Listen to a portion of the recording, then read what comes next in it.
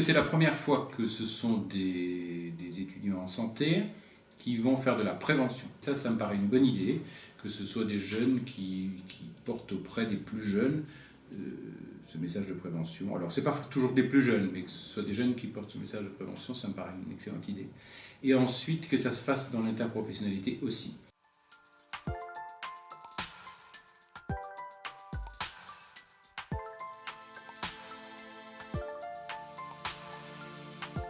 On a dû mettre en place une action dans une école élémentaire, donc auprès de CM1, CM2.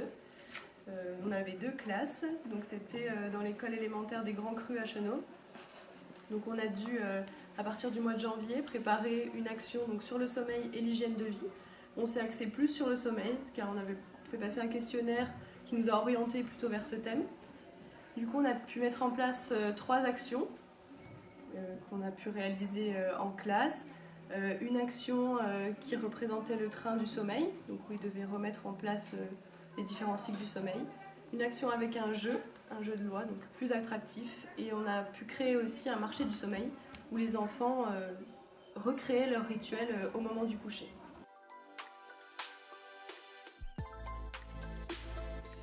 Alors en fait on a décidé d'intervenir sur le thème de l'hygiène bucco-dentaire, donc dans une école élémentaire de Bressay-sur-Tille.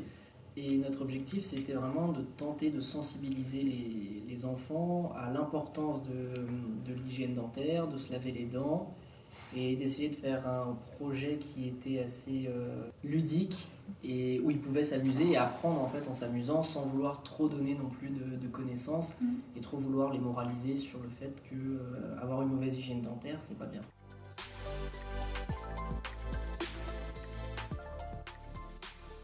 Alors notre action de service sanitaire, elle portait donc sur des classes de 6e, donc au collège. On avait 4 classes avec lesquelles donc travailler et on avait pour thème le thème de la nutrition. C'est tout nouveau pour nous de montrer des activités, présenter des activités à des enfants. On n'a pas l'habitude de le faire, donc ça c'est intéressant aussi.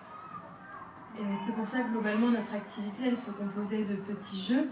On leur a par exemple proposé de composer un petit déjeuner, un dîner idéal qui respecterait les recommandations. Et après on a un peu vu avec eux que voilà, le déjeuner idéal c'était pas forcément celui qui préférerait manger. Ça permettait qu'ils travaillent bien ensemble aussi, de les voir évoluer ensemble, de les voir chercher ensemble et du coup c'était assez intéressant, ils étaient très intéressés aussi. Je pense qu'on retient que les enfants ont besoin de prévention. Les enfants, je pense, apprécient. Je sais qu'ils ils étaient contents qu'on vienne les rencontrer. Du coup, ça permet aussi un échange avec les plus petits. On a essayé de rendre ça assez ludique. Puis nous, on sort aussi de notre zone de confort parce qu'on n'a pas l'habitude de faire ça. Avec nos cours, les stages, ça a été complètement différent. Ça nous a vraiment coupé dans nos études. Ouais, puis on a appris à travailler en groupe, c'est bien aussi. Ça change de nos études. Ouais. À travailler ensemble déjà, donc à avoir l'esprit d'équipe, à travailler ensemble. On vient de filières différentes parce qu'il y a des médecines et des pharma, donc c'est aussi intéressant de pouvoir travailler ensemble et d'avoir les points de vue de chacun. Et aussi à réfléchir pour avoir des activités qui soient suffisamment ludiques pour des enfants et de vraiment se creuser la tête pour faire quelque chose qui leur plaise et qui ne soit pas théorique comme ce que nous on a l'habitude d'apprendre en cours en fait.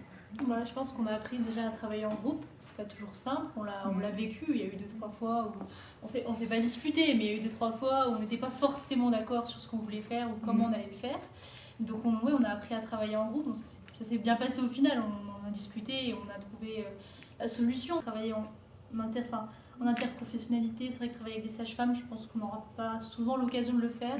On reste souvent dans que entre les médecines, donc c'était bien aussi de faire ça. C'est une manière de s'adapter aussi en groupe, parce que je pense qu'on va être amené à faire ça aussi dans nos métiers. On a appris aussi. Ça change vraiment de ce qu'on fait, comme elle dit, on fait beaucoup de théorique dans nos études et on fait vraiment pas beaucoup de pratique. Et c'est vrai que là, ça nous change, ça nous permet vraiment de voir autre chose. Et au final, on parle quand même un peu de ce qu'on connaît, parce que la nutrition, ça touche quand même à nos trucs de santé. Mais par contre, ça nous permet vraiment de nous épanouir nous aussi au final. Prévention. Voilà. Action. Travail en groupe. Réaction. Compliqué. Adaptation. Ludique. Bah, amitié, je pense. Rencontre. Expérimental. Découverte. Compliqué. Communication.